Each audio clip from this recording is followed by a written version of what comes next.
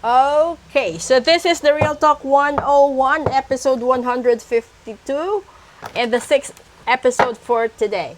So, kung gusto niyo mag-book ng full private reading, meron na po tayong phone icon. You can directly send SMS na po for inquiries. At saka sa overseas, pwede naman po kayong mag-click ng quote. There is a quote right there, an option for quote.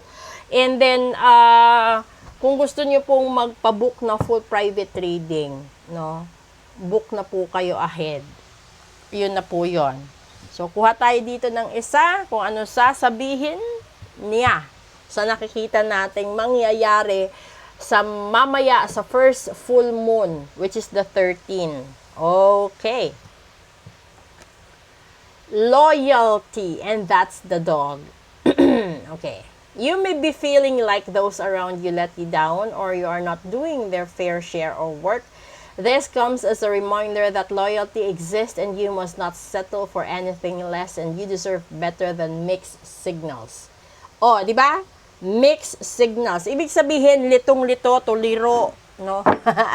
Wala kayo sa focus ngayon. So, kailangan nyo ipaayos, ipa-cleansing yung vibrations ninyo. At kung nagdududa kayo kung sino yung mga taong totoo o hindi sa buhay nyo, ipa-reading nyo na rin po sila, no?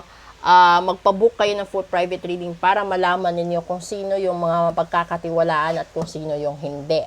Doon naman po sa nagtatanong kung meron kayong hinahanap na tao, nawawalang bagay, or meron kayong gustong bilhin na properties at gusto nyo patignan sa akin kung maganda ba ang dulot na vibrations nito sa'yo or magiging magandang investment ba ito, message lang po kayo. At real talk, may mga tao na bumibili ng properties na yun pa yung naging dahilan ng pagkalugi, pagkalugmok, no? Alam mo yung mga tao na ang hilig niyong mag-travel ngayon, ingat po kayo. Kasi hindi maganda. Lalong-lalo na patawid ang A13 mamaya. So remember, yung vibration ng full moon nagsimula 11 AM kanina.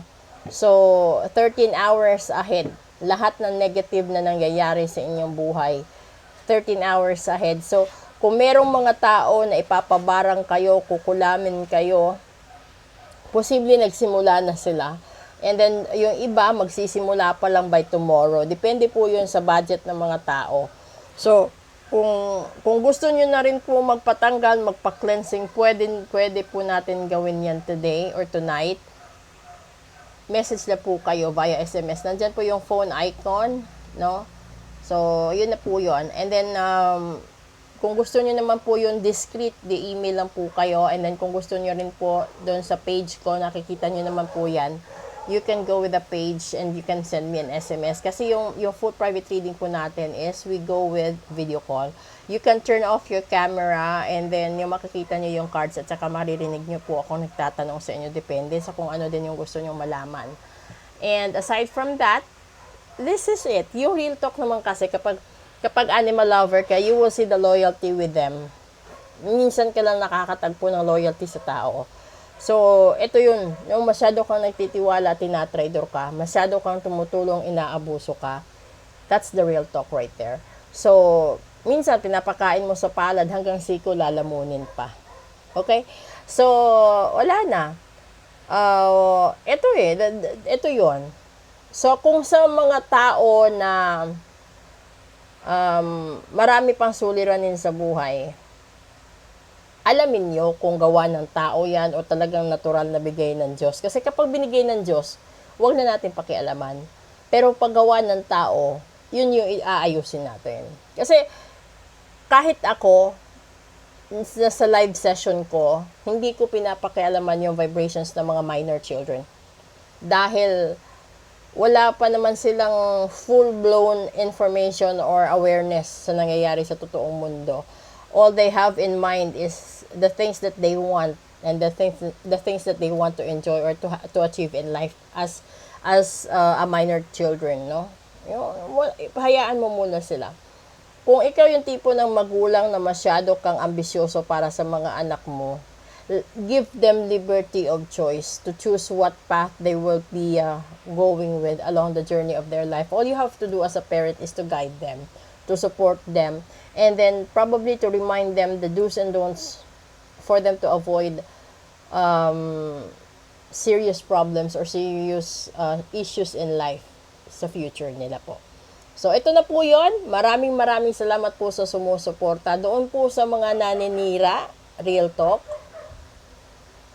ay at 13 na humamaya. Good luck. Sa mga tao na intentional yung ginawang paninira sa TikTok ko at saka sa Facebook ko, good luck po talaga sa inyo.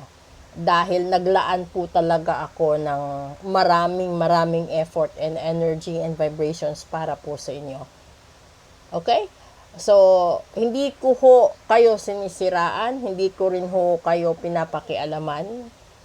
Pero kung nawalan ho kayo ng kliyente at lumipat po sa akin, hindi ko po yun kasalanan. That's the real talk. May choice ang lahat ng tao.